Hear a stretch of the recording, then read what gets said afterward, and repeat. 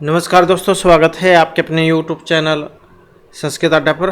दोस्तों, आज की जो वीडियो इसमें करने वाले हैं, आपका हरियाणा में जो टीचर एलिजिबिलिटी जो टेस्ट है टीटी पीटी वाला जो आगे होगा, तो आपके एग्जामों के लिए महत्वपूर्ण क्वेश्चन आज की वीडियो में हम यहाँ पर लेकर आए हैं और सभी के सभी महत्वपूर्ण क्वेश्चन हैं। कल वाली वीडियो अगर आपने नहीं देखी थी तो उसे देख लीजिएगा, क्योंकि उससे आगे के ही महत्वपूर्ण क्वेश्चन आज की वीडियो में हम यहाँ पर करने वाले हैं। तो जिसमें हमारा यहाँ पर पहला क्वेश्चन है, किरातार्जुनीयस्य प्रथम सर्गस्य अंतिम पद्य केन छंदसा निबद्ध अस्ति। मतलब जो किरातार्जुनीय है महर्षि भारवी की रचना है और 18 सर्गों में है और वीर रस है इसमें। तो इसमें जो ये प्रथम सर्ग है, इसमें अंतिम जो पद्य है वो कौन सा था? वसंत आर्य उपजातिया मालनी। और इसमें जो हमारा यहाँ पर आंसर ऑप्शन डी वाला है, क्योंकि लास्ट वाला जो अंतिम वो इसमें पूछा गया है, तो मालनी छंद है। क्योंकि 1 से लेकर जो 44 जो श्लोक हैं, इसमें है वसंत स्थान 44 तक। 45वां जो आ जाता है, 45वें में है पुष्पिताग्रा। 45वां जो है उसमें पुष्पिताग्रा छंद है। और जो 46वां श्लोक है इसमें मालनी है। तो लास्ट का ये है, तो मतलब आपके इसमें 46 टोटल श्लोक है। 1 से 44 तक वसंत है, 45वें में पुष्पिताग्र और 46वें में जो मालनी छंद है उसका प्रयोग हुआ है। अगला क्वेश्चन आ जाता है, अर्थों करने प्रक्रिया इत्यस्मिन श्लोके छंद है। अब ये भी पूछा जा सकता है कि कहाँ से लिया गया है। तो अभिज्ञान शाकुंतलम में से है, चतुर्थांक चौथा उसमें जो चौथा श्लोक है, मतलब चतुर्थांक के अंतर्गत जो 4 श्लोक महत्वपूर्ण माने गए थे, ये उनमें से है। लड़की जो होती है निश्चय प्रायधन होती है। तो यहाँ पर छंद कौन सा था इसमें? इंद्रवज्र उपजाति वसंस्तिया आर्य जाति। तो इसकी बात करते हैं तो ऑप्शन रहेगा ये वाला, इंद्रवज्रा जो है इसमें छंद है। और इंद्रवज्रा जो छंद है इसका लक्षण क्या होता है? स्याद इंद्रवज्रा यदि तव जगऊ का है। तो ये इंद्रवज्रा जो छंद है इसका लक्षण है। वर्ण कितने होते हैं इसमें? इंद्रवज्रा में भी 11 होते हैं और उपेंद्रवज्रा जो छंद है उसमें भी 11 होते हैं। और इन दोनों को जो मिलाकर बनता है ये उपजाति छंद होता है। तो ये भी आप साथ में याद रखिएगा। नेक्स्ट है परभृत वृतुम कलम यथात इत्यत्र परभृत शब्द से अर्थ है। ये परभृत का मतलब क्या है? यहाँ पर चातक, हंस, काक या कोकिल है।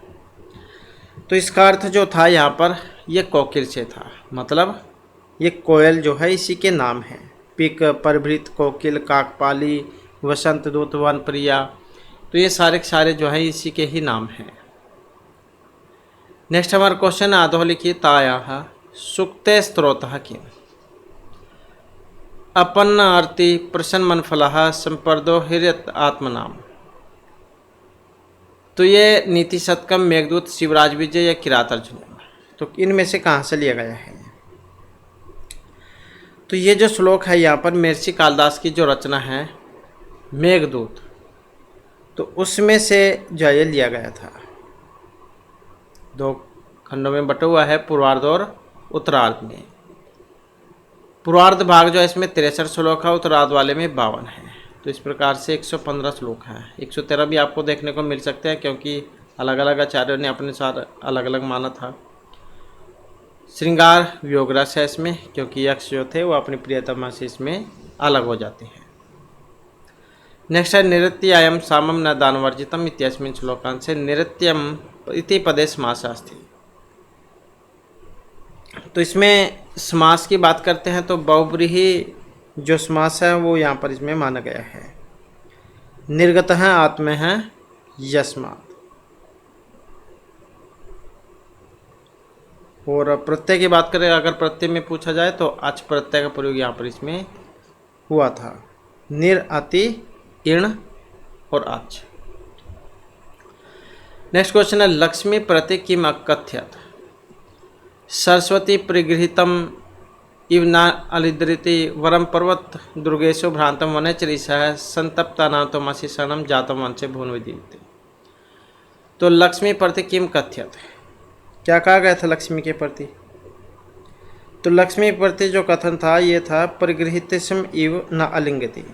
मतलब लक्ष्मी जो था, लक्ष्मी के बारे में कहा गया था और मिर्ची बाण भट्ट की जो रचना है सुकनास उपदेश, तो उसमें से लिया गया है, जो कि मंत्री जो थे सुकनास, वो चंद्रपीड़ को उपदेश देते हैं लक्ष्मी के बारे में।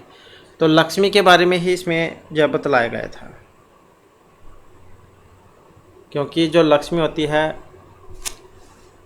वो बहुत ही मुश्किल से जब प्राप्त होती है और बहुत मुश्किल से उसकी रक्षा भी की जाती है, बहुत मेहनत से प्राप्त होती है और प्राप्त होने पर भी बहुत सारे डर लगे रहते हैं कि कभी कोई जा चुरा ना ले।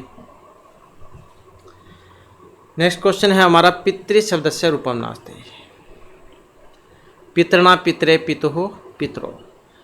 अब पितृ और मातृ दोनों एक ही जैसे रूप हैं पिता माता के, तो यहाँ पर नहीं में पूछा गया था, अब वो कौन सा है।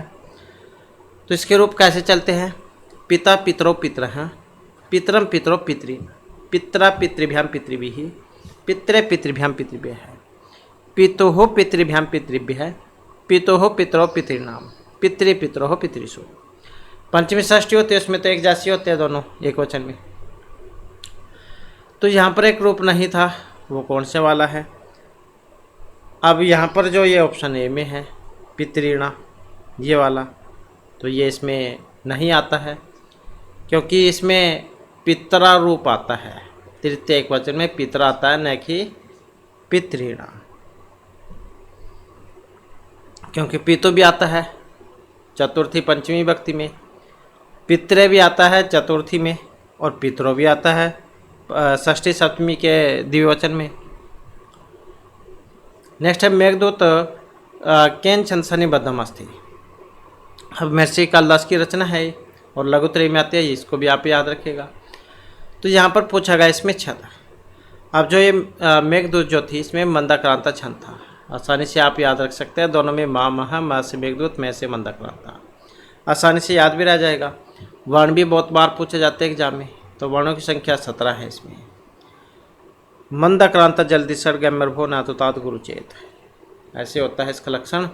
और चौथे छठे और सातवें पर इसमें यति होती है।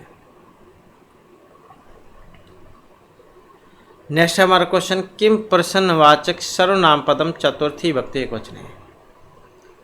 कौन सा चतुर्थी विभक्ति एक वचन है, किम का।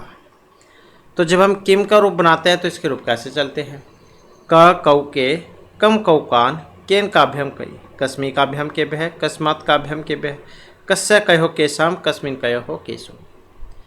तो चतुर्थी विभक्ति और एक वचन में कौन सा बनेगा, तो चतुर्थी विभक्ति एक वचन में कस्मई, ये वाला बनेगा, क्योंकि कस्य तो षष्ठी में बन जाएगा, केन तृतीय विभक्ति में बन जाएगा, कस्मात ये पंचमी में बन जाएगा। तो चतुर्थी पूछी गई थी, तो कस्मई काभ्याम के है। नेक्स्ट है विचिंतयन्ति यम अन्यमानसा इत्यत्र अन्यमानसा पदे समासास्ते। अब ये भी क्वेश्चन बन जाता है कि लिया कहाँ से गया है। तो जो अभिज्ञान शकुंतलम है उसमें से है, और महर्षि दुर्वासा ऋषि में इस श्लोक में श्राप देते हैं शकुंतला को कि तुम जिनके ख्यालों में खोई हुई हो तुम उनको ही भूल जाओगी, और याद दिलाने पर भी तुमको याद नहीं आएंगे। तो उसकी जो सखी थी फिर प्रियमाधव, उसको महर्षि दुर्वासा को शांत करती है और शाप मुक्ति का उपाय पूछती है इसमें। अब यहाँ पर जो है इसमें समास के बारे में पूछा गया है कि समास कौन सा है। तो समास जो है इसमें रहेगा बहुब्रीहि, तो बहुब्रीहि समास है इसमें।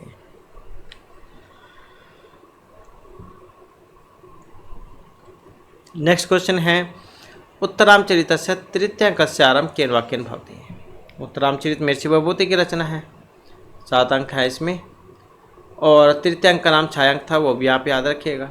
कुरोनस के कवि है महर्षि विभूति।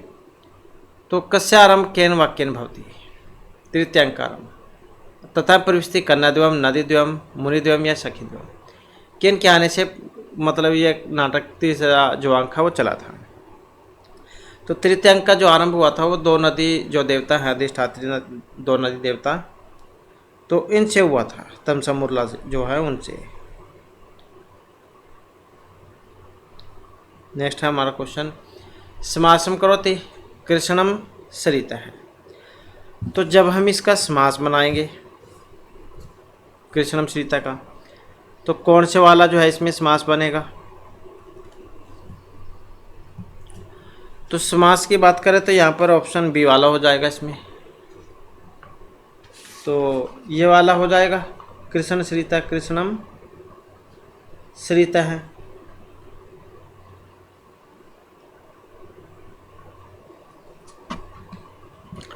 तो इसमें जो मूल शब्द है, मूल शब्द बताना था इसमें, तो कृष्ण श्रिता है हो जाएगा, कृष्ण श्रिता है। और विग्रह जो है इसका लौकिक विग्रह कृष्णम श्रिता है, ये वाला बनता है। और अलौकिक क्या होगा? कृष्ण अम श्रितसु, ये अलौकिक है। और कौन सा समास था इसमें? तत्पुरुष समास है इसमें। विभक्ति कौन सी है इसमें? द्वितीय विभक्ति, मतलब द्वितीय तत्पुरुष समास जो है इसमें माना गया है। कृष्ण श्रित हैं, आशातीत हैं, नरकपतित हैं, स्वर्गत हैं, दुखातीत हैं, सुख प्राप्त हैं, कुपत्यस्त हैं, कष्टापन्न हैं। तो इन सारों में जो है द्वितीय जो तत्पुरुष समास है इसका प्रयोग हुआ इनमें। अगला क्वेश्चन है दा धातु लंग लकारस्य प्रथम पुरुषस्य बहुवचने रूपम। अदद्दाम, अदद्दुः, दद्दुः, अदद्दुः। दा धातु लंग लकार प्रथम पुरुष और बहुवचन का रूप। तो लंग लकार जो तस्मी सुर में आ जुड़ जाता है, तो कौन सा है यहाँ पर प्रथम पुरुष बहुवचन का? अदद्दात, अदद्दताम, अदद्दुः, ऐसे बनेगा बी वाला। अदद्दाह, अदद्दतम, अदद्दत, अदद्दाम, अदद्दौ, अदद्दम। तो ऐसे चलेगा ये लंग लकार का। नेक्स्ट है पंचगंगम इति पदस्य का समास है। जो आपका ये पंचगंगम जो रूप है इसमें समास, आप बहुत सारे सोचते हैं कि जैसे शुरू में संख्या आ गई द्विगु समास है, लेकिन क्या है ये नदीवाची है। और जो नदीवाची होते हैं उनमें अव्यभाव समास का प्रयोग होता है। पंचनम गंगानाम समार है, पंचनाम गंगाम, तो अव्यभाव समास। अतिनिद्रम इत्यस्मिन् समासे अति अव्यकस्मिन् अर्थे प्रयुक्तम भवति। तो इसमें अति जो आया है ये किस अर्थ में आया है? अतिनिद्रा में। जब इसका विग्रह करेंगे कौन सा बनेगा? निद्रा संप्रति न युज्यते या निद्रा असंप्रति। और अलौकिक निद्रासु अतिसु, ऐसे है। क्योंकि जो अव्यभाव जो समास होता है वो 16 प्रकार में होता है, तो वो 16 प्रकार में से ही पूछा गया है यहाँ पर अतिनिद्रा। तो निद्रा संप्रति न युज्यते या निद्रा असंप्रति। तो इस प्रकार से जो है विभक्ति संप्रति शब्द प्रादुर्भाव या योगपद, तो ये आया है असंप्रति अर्थ में। अब जो 16 प्रकार की बात हुई थी, जो कि 16 हैं, लिखना चाहते हैं तो लिख सकते हैं, और वैसे याद रख सकते हैं तो याद रख लेना। विभक्ति, समीप, समृद्धि, वृद्धि, अभाव, नाश, असंप्रति, शब्द प्रादुर्भाव, पश्चात, यथा, अनपूर्व्य, योगपद, सादृश्य, संप्रति, साकल्य, अंत। तो इस प्रकार से ये 16 प्रकार हैं जिनमें अव्यभाव समास होता है। नेक्स्ट क्वेश्चन है कास्ते प्रधान शिवराज विजय। अब ये जो शिवराज विजय जो इसमें जो रस आया था वो कौन से वाला था? कृष्ण श्रृंगार वीर होता, कौन सा था इसमें शिवराज विजय में? किन की रचना शिवराज विजय? तो पंडित अंबिका दत्त व्यास की रचना है, ये उपन्यास है। और क्योंकि इसमें वीर शिवाजी और ये जो औरंगजेब जो थे इनके आपस में युद्ध जो था उसके बारे में था, मतलब शिवाजी की वीरता के बारे में था इसमें। तो इस प्रकार से जो है यहाँ पर वीर रस है इसमें, तो जो कि ऑप्शन बी में है। और अंबिका दत्त व्यास को उपाधि भी मिली हुई थी, अभिनव बाण की थी और शतावधान की थी और घटिका शतक। इनका जीवन परिचय अगर आप पढ़ना चाहते हैं तो आपको हमारी पुराने वाली वीडियो जो है उसमें इनका जीवन परिचय मिल जाएगा, साथ में इनके शिवराज विजय के क्वेश्चन भी है, तो पुराने वाली वीडियो में जो है आपको मिलेंगे। अगला क्वेश्चन है विवेक भ्रष्ट नाम भवति विनिपाता है सतमुखा इत्यम सुक्ति विद्यते। अब ये किरातार्जुनीय, मेघदूत, नीति शतक या कादम्बरी, तो इनमें से कहाँ से है?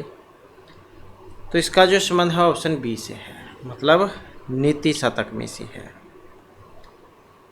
महर्षि भर्तृहरि की रचना है ये।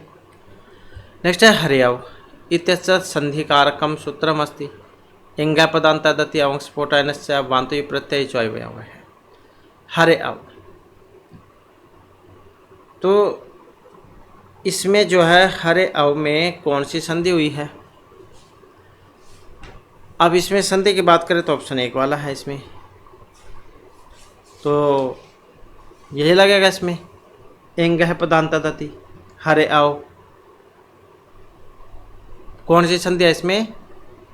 पूर्व रूप संधि, तो पूर्व रूप संधि है इसमें विष्णुआव हर्यव, तो दोनों इसी के हैं, एंग है पदांत दति के।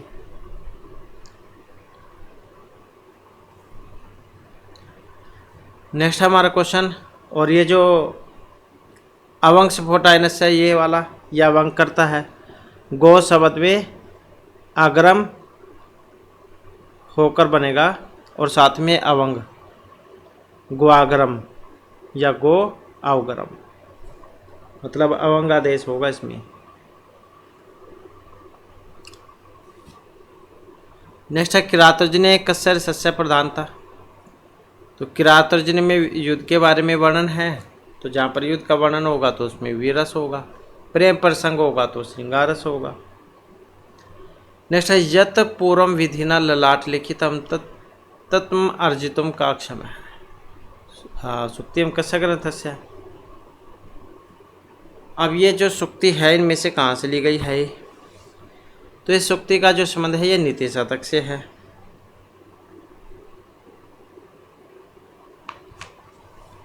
तो इसमें 11 पद्धतियाँ थी नीति शतक में, 11 पद्धतियाँ थी इसमें। पहली पद्धति ब्रह्मा पद्धति और सबसे लास्ट वाली जो थी वो कर्म पद्धति थी। और इनकी बात करें कौन कौन सी है? ब्रह्मा पद्धति, मूर्ख पद्धति, विद्वत पद्धति, भान शौर्य पद्धति, अर्थ पद्धति, दुर्जन पद्धति, सुजन पद्धति, परोपकार पद्धति, धर्म पद्धति, दैव पद्धति और कर्म पद्धति। तो इस प्रकार से हैं जो कि 11 बतलाई गई थी पद्धतियाँ। इसके बाद है मेघदूते सृष्टि आदेव धातु इति का कथिता अलकापुरी रेवा नदी उज्जैनी या यक्षप्रिया।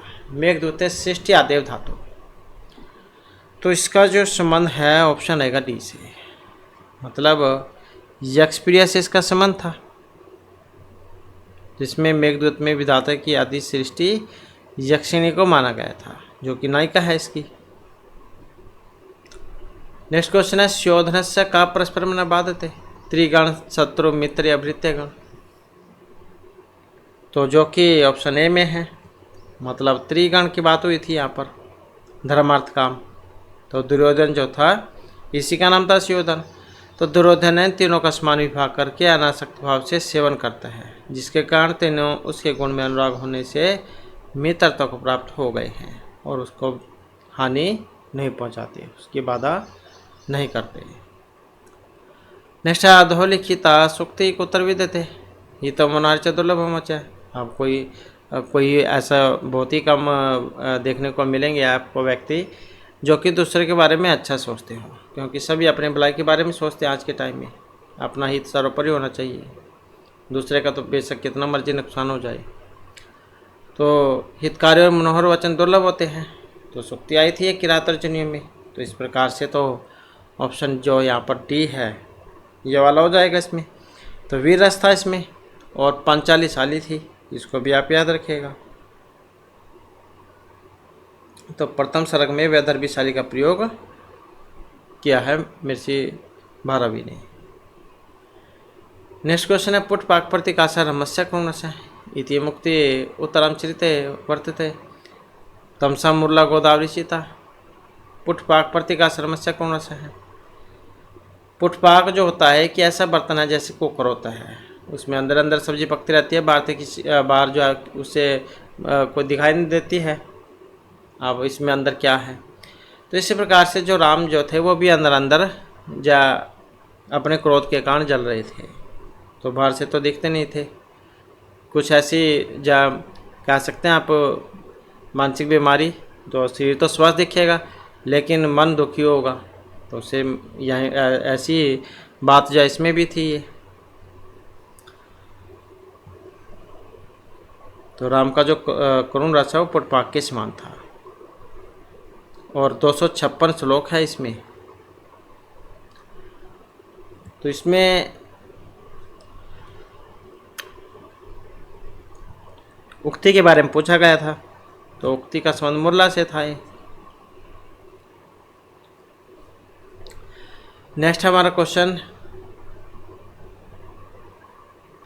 धनस्य महता मनः वाक्य कथ्यत सर्वगुण कांचनम श्रीरंत्यर्थो करने प्रक्रिया विवेक प्रश्न भवती या नहीं गणितिक शुद्ध जंतु। तो धनस्य महता मन वाक्य कथ्यत है, जो कि ऑप्शन ए में है, मतलब सर्वगुण कांचनम आश्रयंती, क्योंकि महर्षि भर्तृहरि ने अर्थ की जो महता उसके बारे में वर्णन किया था कि सभी गुण जो होता है वो धन में ही आश्रित होते हैं। अब पैसे जिसके पास है वो सभी कुछ वस्तु खरीद सकता है। नेक्स्ट है लब्धापि दुखे न संरक्षते। पहली तो बात मतलब लक्ष्मी के बारे में थी ये सूक्ति। लक्ष्मी जो होती है वो किसी को प्राप्त नहीं होती, अगर प्राप्त भी हो जाए तो उसकी पालना बहुत मुश्किल से होती है। तो इस प्रकार की सूक्ति थी। और महर्षि बाणभट्ट की जो कादंबरी है सुखनाथ सूक्त इस भाग, ये उसमें से थी।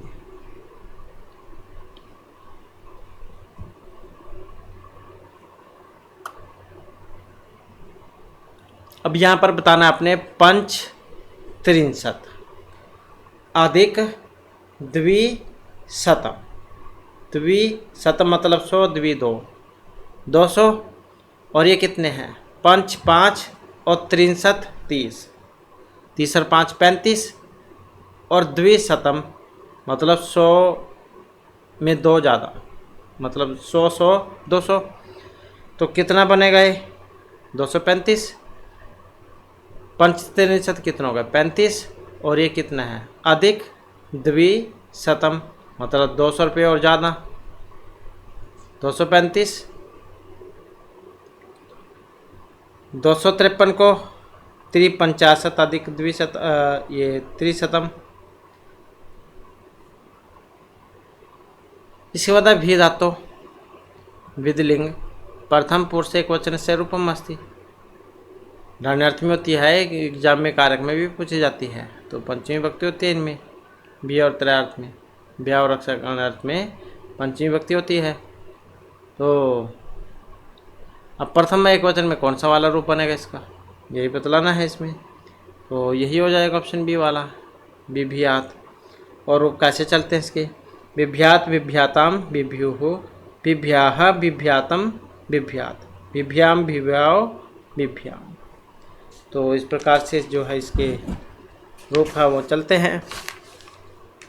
अगला क्वेश्चन है किरातोर्जुन से सुभाषितम अस्ति कमर्थ ही प्रकृति कृपण चेतन चेतनेषु वरम विरोधपि समात्मा भी यांचमग वरमद्गुण तरल हृदय प्रतिबद्धम मदयनित धनानी। तो किरातोर्जुन की वाली कौन सी थी,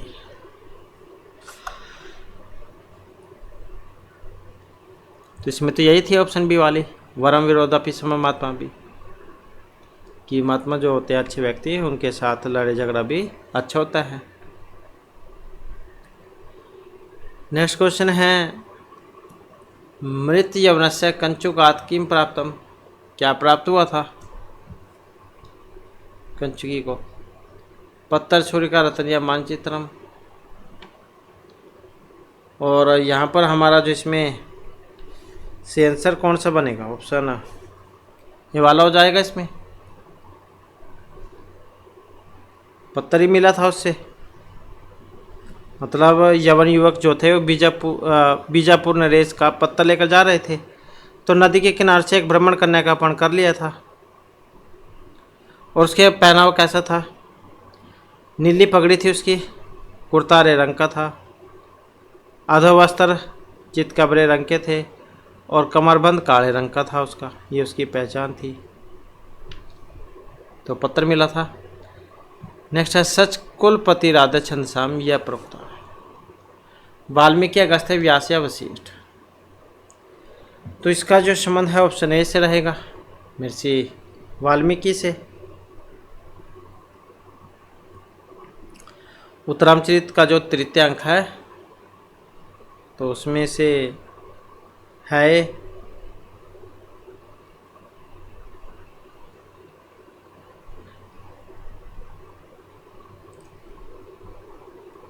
अगला क्वेश्चन है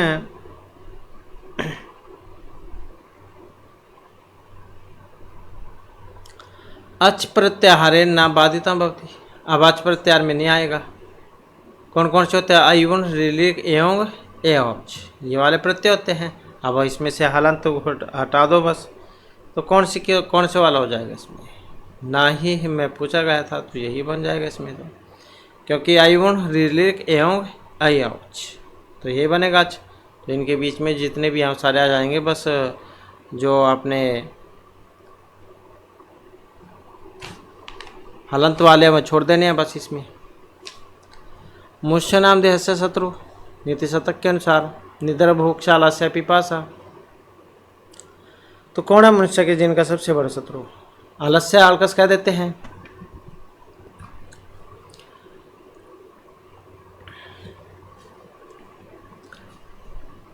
नेक्स्ट है हमारा क्वेश्चन, मनुष्य नाम अंत है कर्ण तत्व से दंपत्यो से संश्रियात आनंद ग्रंथिरे कयमापीति पठ्यते। तो इति मुक्ति मुरला सीता तमसा या लोप मुद्रा। तो इनमें से किन की थी ये? तो इसका संबंध ऑप्शन बी से है, मतलब जो तमसा है उनका था यहाँ पर ये।